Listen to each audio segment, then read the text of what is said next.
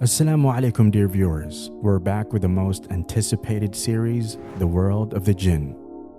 In the last video, we discussed the peculiar powers of the Jinn, the ability of the Jinn to possess people, the reality of the magicians and soothsayers, and the truth about shooting stars. Today, we will try to understand a bit about the Jinn's appearance and about their animals. How does the Jinn look? In movies, ghosts and devils are shown as very ugly and terrifying, and we know for sure that there is nothing like ghosts in reality. But jinns do exist. So does that imply that jinns have similar appearances as ghosts and devils are shown in the movies? The answer is no and yes. No, because the appearance that movies copy is not the exact appearance of jinn, and these faces are just a piece of one's imagination. And yes, because the appearance, even if it is not like the ghosts in movies, is certainly highly unattractive and scary to look at. Allah subhanahu wa ta'ala says in the Quran, "Is this Iblis a better accommodation, or the tree of Zaqqum? We have surely made it a test for the wrongdoers. Indeed, it is a tree that grows in the depths of hell, bearing fruit like devil's heads." So by this verse, we got to know that the face of Satan or Jinn is so unpleasant that it resembles a fruit from the cursed tree Zaqqum of hellfire. This verse makes us only hypothetically understand the ugliness of the Jinn's face. But how Jinn actually looks and how the fruit of the Zaqqum tree looks, and how are these two similar, and in what manner? Nothing is mentioned in detail anywhere, and therefore only Allah knows the answer to these questions. Also, it is found in authentic hadiths that the Satan or the Jinn also have two horns, unlike us humans who do not have any horns, and this characteristic feature of the Jinn makes him closer in appearance to animals than humans. It was narrated from Abu Abdullah as-Sunabihi that the Messenger of Allah sallallahu alaihi wasallam said, "The sun rises between the two horns of Satan," or he said, "The two horns of Satan rise with it, and when it has risen, Satan parts from it. When it is in the middle of the sky, he accompanies it. Then when it has crossed the zenith, he parts from it. When it is about to set, he accompanies it, and when it has set, he parts from it. So do not pray at these 3 times." Now we can make a few takeaways from this mentioned hadith. Firstly, the Satan or the jinns have 2 horns on their heads. Secondly, the fact that the sun rises between the 2 horns of Satan gives the impression that the jinns are huge and tall creations of Allah subhanahu wa ta'ala, much taller than the humans. There is yet another hadith that too mentions the horns of jinn, and this makes it even more clear that the jinns do have horns in their heads. Narrated Ibn Umar, the Prophet said, "O Allah, bestow your blessings on our Sham. O Allah, bestow your blessings on our Yemen." The people said, "O Messenger of Allah, and our Najd." I think the 3rd time, the Prophet, may peace be upon him, said, "There in Najd will occur earthquakes, trials, and tribulations, and from there appears the side of the head, that is horns of Satan."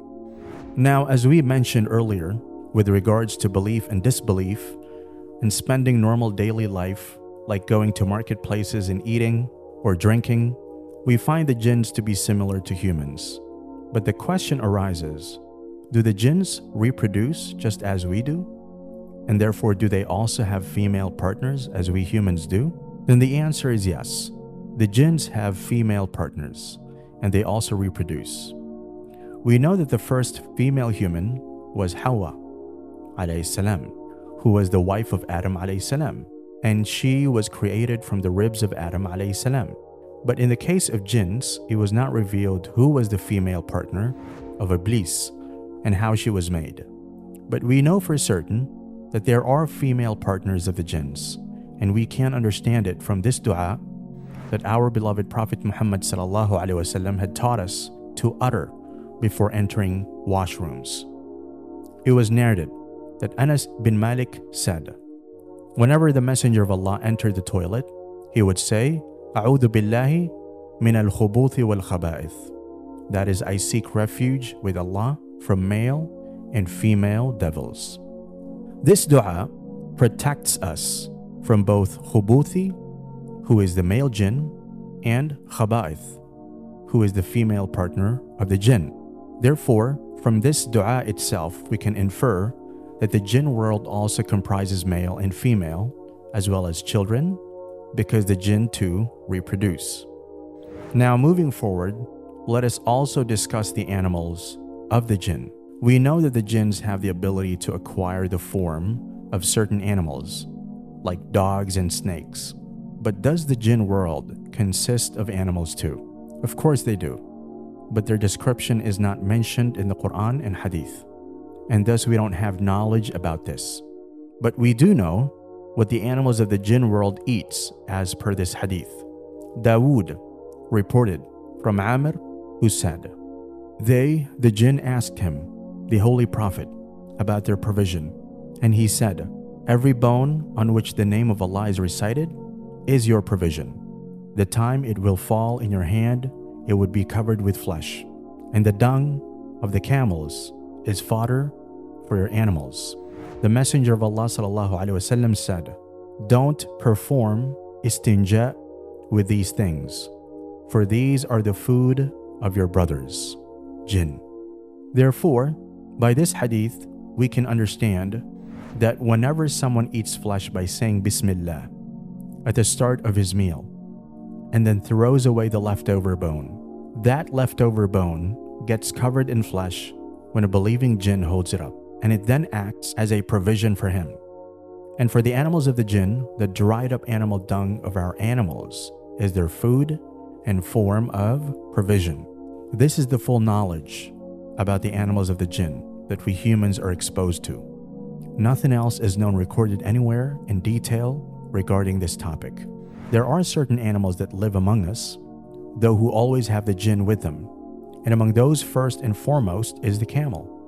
It was narrated that Abdullah bin Mughaffal al-Muzani said, the Prophet said, perform prayer in the sheep's resting places, and do not perform prayer in the camel's resting places, for they were created from the devils. Camels are the animals who have been specifically mentioned in the hadith as being made from the jinns or Satan.